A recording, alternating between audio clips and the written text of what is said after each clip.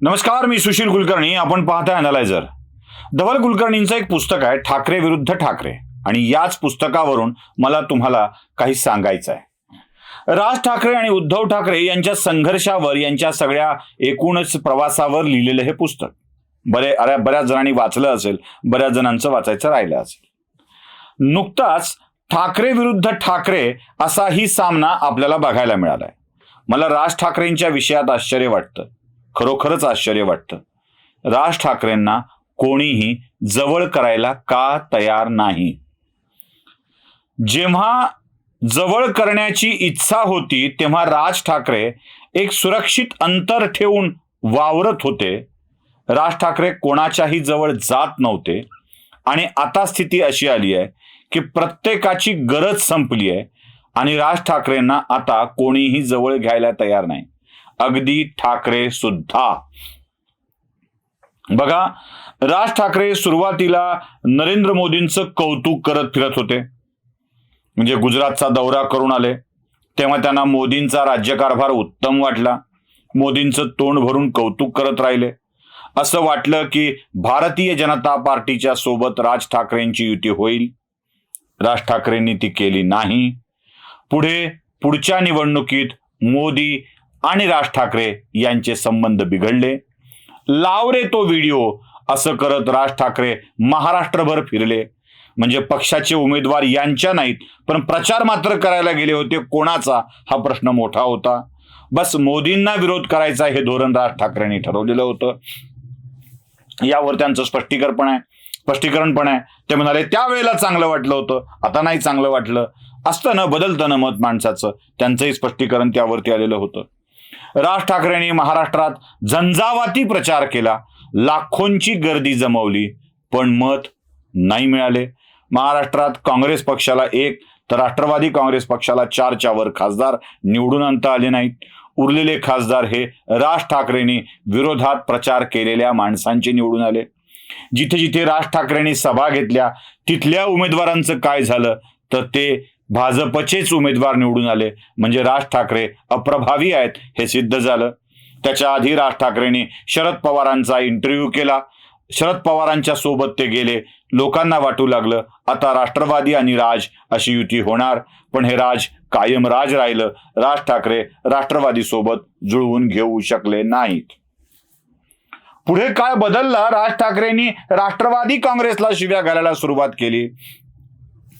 भाजपच्या जवळ जाऊ लागले. भाजपचे देवेंद्र फडणवीस, चंद्रकांत पाटील, चंद्रशेखर बावनकुळे हे राज ठाकरेंच्या घरी जाऊन चक्रा मारून येऊ लागले. आता वातावरण तयार झालं की बस राज ठाकरेंसोबत युती झाली, होणार. इकडे मनसेच्या लोकांनी स्वप्न बघायला सुरुवात केली, किमान राजसाहेब आपली तरी जागा काढून घेतील. तिकडे खेडच्या लोकांना वाटलं की आपल्याला एक जागा मिळून जाईल. मराठवाड्यातल्या एक दोघांच्या आशा उगीच जिवंत झाल्या. आता भाजप सोबत जाता येईल ही स्वप्न रंगवली जाऊ लागली. कार्यकर्ते आता आपल्याला आमदार होता येईल, पुन्हा एकदा 10-12 आमदार निवडून येतील अशी स्वप्न बघू लागले. आणि राज ठाकरेचं टाय फिश. पुन्हा भाजप सोबतचा संबंध फाटले. भाजप राज ठाकरेंच्या वरती टीका करू लागला, राज ठाकरे भाजपवरती टीका करू लागले. राज ठाकरे कोणावरही टीका करतातच. म्हणजे मध्ये त्यांनी गडकरींच्या विषयात ते फू करून आकड्यांचा वर्षाव केला होता. इतके आकडे, इतके कोटींचे आकडे, इतके 1000 कोटी असं शक्य आहे का असं म्हणाले होते. त्याच नितीन गडकरींच्या बाबत तुम्हाला मला सांगायचं आहे, 4500 प्रकल्प देशभरात चालू आहेत आणि एकही प्रकल्प 300 कोटीच्या खालचा नाही आहे. आणि सगळ्या प्रकल्पाची कामं उत्तम पद्धतीनं चालू आहेत. काही ठिकाणी प्रॉब्लेम्स आहेत, ते समोर आले की दुरुस्त होतात. एक राज ठाकरेंचा वेलविशर नितीन गडकरी सुद्धा राज ठाकरे सांभाळू शकले नाहीत. हे राज ठाकरेंचं वैशिष्ट्य. आता भाजप सोबतही युती होणार नाही हे नक्की झालं आणि चर्चा सुरू झाली ती पुन्हा दे टाळीवाली.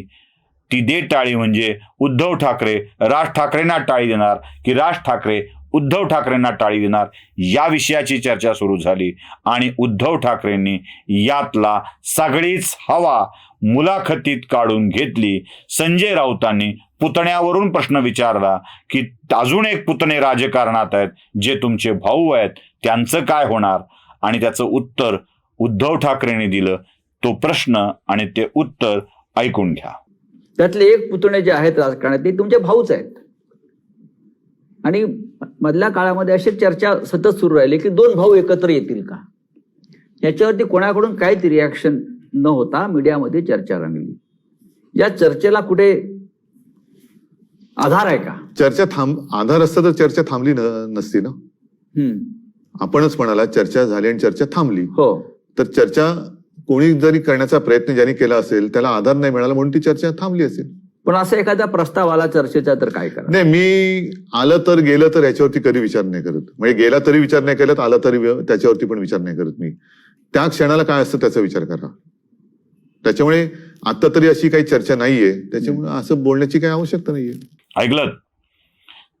इतक्या बेफिक्रीनी बेमुरवतखोरपणे उद्धव ठाकरेंनी हा मुद्दा हुसकावून लावलाय ना की राज ठाकरे आणि उद्धव ठाकरे यांचं एकत्रीकरण शक्यच नाही हे महाराष्ट्राला कळलं.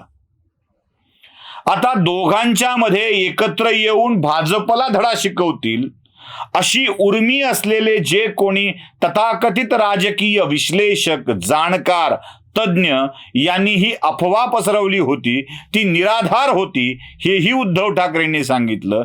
आणि हे जे तथाकथित पत्रकार होते ना, तुला शिकवीन चांगला धडा म्हणत भाजपच्या कार्यालयाच्या बाहेर फिरत होते, त्यांना धडा उद्धव ठाकरेंनी शिकवला की या असल्या बेसलेस आधारहीन चर्चा करू नका, युजलेस म्हणजे उपयोगितेशिवायचं आहे असं उद्धव ठाकरेंनी स्पष्टपणे कळवून दिलं. ठाकरे विरुद्ध ठाकरे हा संघर्ष अजून संपलेला नाही हेच या निमित्ताने पुन्हा एकदा अधोरेखित झालं. म्हणजे भाजप सोबत नाही, राष्ट्रवादी सोबत नाही, शिवसेनेसोबत नाही, आता उरलंय ते काँग्रेस, ते सोबत घेईल का हाच मोठा प्रश्न आहे. असं का होतं राज ठाकरेंच्या सोबत? कार्यकर्त्यांनी चिडून लोकांना शिव्या देण्यापेक्षा, कोणावर हल्ले करण्यापेक्षा, खळखट्या करण्यापेक्षा, लोकांची ऑफिसेस फोडण्यापेक्षा, त्यांना जाऊन दम भरण्यापेक्षा, सोशल मीडियावर धमक्या देण्यापेक्षा एका गोष्टीची चर्चा करणं आवश्यक आहे की राज ठाकरेंची अशी सतत बदलणारी मतं काय? मी मागे एक व्हिडिओ केला होता आणि त्या व्हिडिओत म्हटलं होतं, ज्याचा पीए शिरजोर त्याचा नेता कमजोर.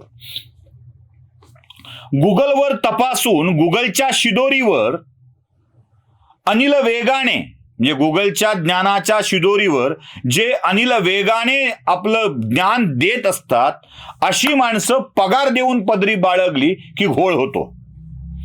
आपला व्यक्तिगत हिशोबनीस कार्यकर्त्यांसोबत डील करू लागला की तो सगळे हिशोब पूर्ण करतो हे देखील लक्षात घेतलं पाहिजे. राज ठाकरेंच्या सोबत राजकीय लोकांची वानवाय असं अजिबात नाही. खूप चांगलं ज्ञान असलेली, क्षमता असलेली मंडळी राज ठाकरेंच्या सोबत आहेत, पण या मंडळींना मोठं होऊ द्यायचं नाही असं ठरवलेली एक काही भयंकर मंडळीचा वर्ग देखील राज ठाकरेंच्या आजूबाजूला आहे आणि हा राज ठाकरेंना त्यांच्या सोयीचा विचारच करू देत नाही. परिणाम काय होतो? ज्यांना केवळ राज ठाकरेंना भेटून हवा निर्माण करायची आहे असे कार्यकर्ते आणि इतर पक्षाचे नेते राज ठाकरेंना भेटून जातात. इकडे डील होऊन जाते, राज ठाकरेंच्या हाती काहीच लागत नाही. मी राज ठाकरेंचा विरोध करत नाहीये. ठाकरे विरुद्ध ठाकरे या संघर्षात उद्धव ठाकरेंनी संधी साधून घेतली आणि असली युतीबिती काही होणार नाही हे क्लिअर करून टाकलं. राज ठाकरेंना ती सुद्धा संधी मिळू दिली नाही हे येथे विशेष. म्हणून गुगल बाबांवर विसंबून राहण्यापेक्षा राज ठाकरेंनी स्वतःच्या क्षमतेवर, जे ठाकरे घराण्यातला वारसा म्हणून त्यांच्याकडे आला आहे आणि त्यांच्या आजूबाजूला काही चांगली माणसं देखील आहेत, जशी बाळा नांदगावकरांच्या सारखी माणसं आहेत, अशा माणसांच्या क्षमतेवर विसंबून राहून काम करायला पाहिजे. अन्यथा राजकारणात लिव्हिन सोडा, लफडं या कॅटेगरी प्रमाणे, म्हणजे जिथे लिव्हिन मध्ये तरी कसं असतं, लिव्हिन मध्ये दोघं एकत्र राहतात आणि जगाला माहित असतं की लग्न केलेलं नाही पण एकत्र आहेत. कीप या प्रकारात सुद्धा जगाला माहित असतं की लग्न नाही पण हा हिचा मालक आहे, हिच्या सोबत तो राहतो, त्याला वैधता नसेल पण मान्यता असते, संसार करता येत नसेल पण लफडं या कॅटेगरीप्रमाणे चोरून भेटणं आणि चोरून निघून जाणं असंच मनसेसोबत घडतंय. राजकीय पक्ष चोरून येतात, चोरून भेटून निघून जातात आणि ते उरतं केवळ गावभर चर्चा. ना त्यातून लग्न होतं, ना त्यातून संबंध निर्माण होतात, ना त्याला मान्यता मिळते, ना त्याला वैधता होते. जशी लफड्याची चर्चा गावभर होते तशी मनसेच्या नेत्यांना भेटल्याची चर्चाच गावभर होते आणि हाती काहीच लागत नाही. आता तरी राज ठाकरे लवकरच या गोष्टीकडे लक्ष देतील अशी किरकोळ अपेक्षा व्यक्त करायला हरकत नाही. अशी व्यक्त करतानाही भीती वाटतेय, तीही आपल्या समोर व्यक्त करतोय. नमस्कार.